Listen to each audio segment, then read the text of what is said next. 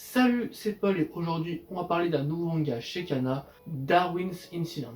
Darwin's Incident, ou autrement appelé Darwin JN, est un manga de Shun Umezawa qui est publié depuis 2020 dans le magazine Afternoon, dans lequel on suit Charlie, un humanzi qui est né d'une expérience dans un laboratoire qui est mi-homme, mi-chimpanzé. Le manga a reçu une grande récompense, le Manga Taisho Awards en 2022. Cette récompense, qui est un peu le gros prix du manga, a été remportée par de grandes œuvres auparavant, comme notamment Beastar, Golden Kamuy, ou plus récemment Frieren. Pour aller plus en détail dans le synopsis, l'Alliance de libération des animaux, qui est venue armée dans un institut de recherche pour libérer les animaux qui vivent là en fait.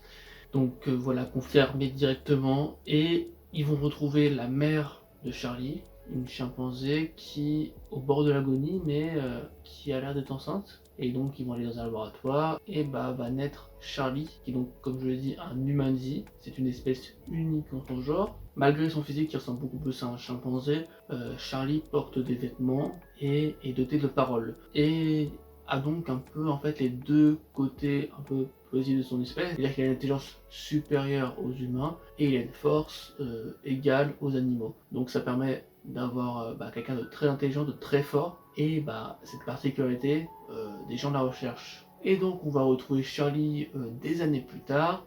Il a été élevé par une famille d'un laborantin qui est vegan, et donc Charlie a adopté ce mode de vie vegan. Donc ça fait une nouvelle particularité dans sa vie, et toutes ces particularités font qu'il est un peu, on va dire, discriminé. Et ça, on va le voir tout simplement quand Charlie va se rendre au lycée, et c'est là que va commencer l'aventure. C'est-à-dire que sa mère lui a dit de ne pas monter sur les arbres par instinct naturel, on va dire. Et c'est ce qu'il a fait dès le premier jour, parce qu'en fait, un chat sur un arbre. Et donc il y a une fameuse Lucy qui va essayer de le sauver. Donc tout le monde regarde, elle passe à l'action, et la branche se casse, et Lucy tombe avec le chat, sauf que Charlie, qui regardait cette scène de sa classe, va sauter pour sauver Lucy et le chat, dans une scène vraiment... On sent en fait que l'instinct naturel, l'instinct animal ressort pour faire un énorme bond pour sauver l'humain et le chat. Et donc vis-à-vis de ça, il va rencontrer Lucy, qui va être intéressée par lui, par sa différence. Il a pas l'air d'être comme les autres, comme les gens qui ne réagissent pas pour les autres. Et donc elle va manger avec lui, qui est lui seul le midi, pour devenir son ami en fait, tout simplement. C'est la seule qui va pas essayer de se moquer un peu de lui, de sa différence, etc.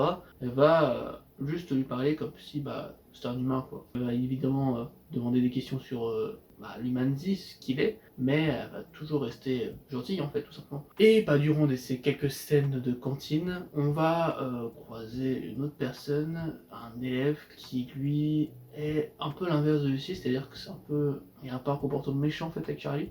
On dirait un carnivore qui comprend pas déjà pourquoi Charlie est dans cet établissement, et aussi fait très rapidement des liens très bizarres entre le véganisme et le terrorisme. Et Charlie a toujours cette façon de parler très particulière, où il peut clairement dire que lui, imagine qu'il soit en danger, que ce soit un humain ou un animal, il serait prêt à le tuer, quoi. Et donc ça fait des froids dans le dos quand il dit qu'il peut tuer des humains en cas de danger. Quand je dis danger, c'est évidemment c'est dans le cas où quelqu'un serait infecté et pourrait lui refiler une maladie potentiellement incurable, potentiellement mortelle. Il serait prêt à tuer cette personne. Et donc il y a ce sentiment bizarre entre est-ce qu'il dit ça parce qu'il est humanzi, est-ce qu'il dit ça parce que il a réussi à être tellement loin dans ses raisonnements, qu'il a réussi à faire aucune différence entre les humains et les animaux. Mais en tout cas, il a ses idées claires, mais il est dans l'idée pacifiste. On va apprendre néanmoins qu'il y a eu une histoire un peu bizarre dans sa jeunesse, et qu'il a, semblerait-il,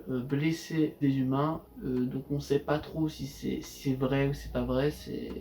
Ça paraît bizarre en fait du point de vue de Charlie d'avoir fait ça, mais on n'a pas le contexte de la situation, donc il semblerait qu'il a été mis en danger, donc ça pourrait être totalement possible qu'il l'ait fait, mais à quel moment, pourquoi il a été mis en danger, ça on ne le sait pas. Et à côté de ça, il va y avoir une histoire, c'est que l'ALA, enfin le renouveau de l'ALA, est de plus en plus extrême. En tout cas une partie des personnes qui ont des intentions étranges.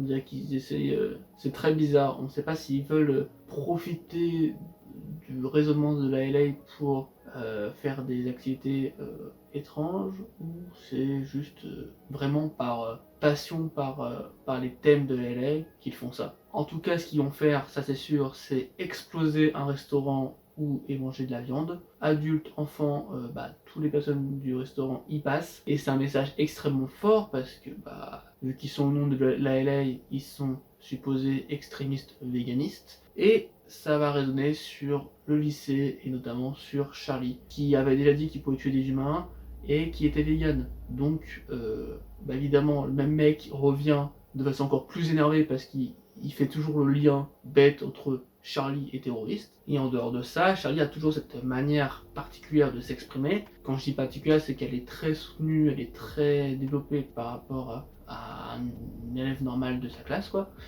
Et avec lui qui est tout le contraire, qui est très brut des décoffrages, on va dire, ça va pas très bien aller. En dehors de ça, ses parents s'inquiètent pour Charlie parce que il n'a pas envie qu'il revienne à l'école comme ça, dans cette situation où déjà il est différent car il est un humanity, une espèce unique. En plus de ça, il est vegan, et dans ce cas de terroristes qui sont vegan, ça le met encore plus dans la différence. Et ils ont peur que ça tourne mal, quoi. Bref, en dehors de ça, Charlie, lui, dans sa vie, il doit faire quelques passages au laboratoire dans lequel il est né. Et Lucie, de son côté, elle est toujours à côté de lui. Et Charlie va l'emmener, parce qu'elle le souhaite, voir un peu ses examens qu'il fait. Et on va revoir la mère biologique de Charlie, qui, depuis sa naissance, en fait, elle était super intelligente à l'époque. Sauf que elle a été blessée, et en fait, elle a vraiment oublié Charlie. Mais elle était hyper intelligente, du coup, on en apprend plus en fait sur la composition de Charlie, enfin pourquoi il est intelligent, c'est sa mère qui est très très intelligente. Donc ils ont un sentiment super distant entre les deux, la mère évidemment, mais lui il s'en souvient, mais lui il est super distant de base. En fait Charlie est très logique dans sa façon de penser, c'est aussi ça qui est bizarre, c'est qu'il est très, dans le cas où vous pourrez être intelligent, c'est s'il y a un danger, que ce soit un humain ou un animal, c'est un danger, donc je vais l'affronter. Et c'est beaucoup de raisonnements comme ça qui ont des raisonnements logiques qui ont amené au véganiste aussi, parce que même s'il a vécu comme ça, il aurait pu très bien dire je n'ai pas envie d'être vegan. Sauf que lui ça lui convient de façon logique en fait. Il a quand même réfléchi à la question, quoi. Et autour de tout ça, Lucie va manger avec la famille de Charlie. La famille de Charlie a été donnée parce que c'est la première amie de Charlie, parce qu'il a toujours vécu qu'avec ses parents, au vu de cette situation. Et ils vont manger tranquillement, évidemment de façon végane, lorsque la lumière va se couper. Et les personnes qu'on a déjà croisées auparavant de la LA, qui sont un peu dans le côté un peu terroriste, qui ont déjà rencontré Lucie pour poser des questions sur Charlie, bref, qui sont bizarres, éteignent la lumière et vont essayer de l'attaquer. Enfin, plutôt d'attaquer la famille, parce que leur objectif à eux, c'est que Charlie rejoigne la LA. Parce qu'il est fort, il est intelligent, et au vu de sa composition, ça pourrait être un argument très fort qui possède Charlie dans leur rang, parce que c'est le seul humaniste. Et il y a une logique autour de ça qui est très bizarre, mais qui se tient pour eux en tout cas. Et donc leur seul moyen à eux, c'est de faire un peu craquer Charlie émotionnellement, en essayant de tuer sa famille ou de prendre en otage, ainsi que sa copine Lucie. Sauf que même dans le noir, Charlie est extrêmement puissant, et en plus dans le cas où sa famille est en danger, il est surpuissant, il arrive à blesser un membre de l'LA, et au final personne ne meurt, personne n'est pris en otage. Juste les membres de l'LA, ils sont pas fait cramer, par contre ils sont fait blesser. Vis-à-vis de cette surpuissance, le membre de l'LA principal, celui qui dirige un peu tout, semble encore plus presque hypnotisé par la grandeur de Charlie. Et donc après cette attaque, il va un peu discuter avec Lucie de tout ça, qui est un peu... Déjà elle a pas trop le droit de le rencontrer. La mère de Lucie va un peu dire d'éviter Charlie. Donc évidemment Lucie ne va pas respecter ce que dit sa mère, et va voir Charlie mais de façon plus discrète, de façon à pas éveiller les regards, qu'elle soit tranquille avec lui. Et elle va un peu parler de cette situation qui est un peu bizarre. Est-ce que cette situation d'avoir été agressée un petit peu par des membres de la LA, ça l'a rendue anxieuse? Et elle va répondre que oui, ça la rend un peu anxieuse toute cette situation. Et Charlie va dire d'accord. Et en fait, il va chercher les membres de la LA à travers les pas, à travers un peu l'odorat, à travers ces petites particularités qu'il a en tant qu'humanity. Et il va les retrouver tout seul d'un coup. En une page, il va les retrouver. Après, il va nous expliquer comment il l'a fait. Et du coup, il va essayer de discuter discuter avec eux pour arrêter ça en fait. Et bref, ils vont discuter, puis après le membre de la LA va l'emmener en voiture, puis ils vont discuter un peu de tout ça. Il sent que Charlie va pas de lui-même venir dans l'association et il va lui tenir un piège super bizarre, c'est qu'en fait il était avec une autre personne et il va tuer lui-même cette autre personne et quitter la voiture, ce qui va provoquer, vu que lui c'est le conducteur et qui s'est fait tuer, un accident. Charlie est dans l'accident, mais c'est pas le problème qu'il va se blesser, le problème c'est qu'il va être dans une voiture seul avec quelqu'un qui a été tué par le mec, sauf que lui, vu qu'il est seul dans la voiture, ça va être le présumé coupable du meurtre. Ce qui va amener à la dernière case du tome, Charlie est en prison. Donc voilà pour la fin de ce tout premier tome. L'histoire n'est pas encore finie, mais le temps qu'elle continue, on en a pour plusieurs tomes. Et dès le départ, ça envoie du fort. Les personnages sont super particuliers, super intrigants, et à côté de ça, le trait de l'auteur est sublime, surtout sur les pages d'action. C'est un côté un peu réaliste, et j'aime beaucoup par rapport aux propos de l'œuvre. C'est super intéressant d'avoir un trait dans ce genre, je pense. En un tome, ça nous présente les gentils, les méchants, les thèmes de l'histoire d'une façon plutôt cool, une façon un peu linéaire, petit à petit. Voilà, ça arrive. Et tout ça, ça fait un très bon tome.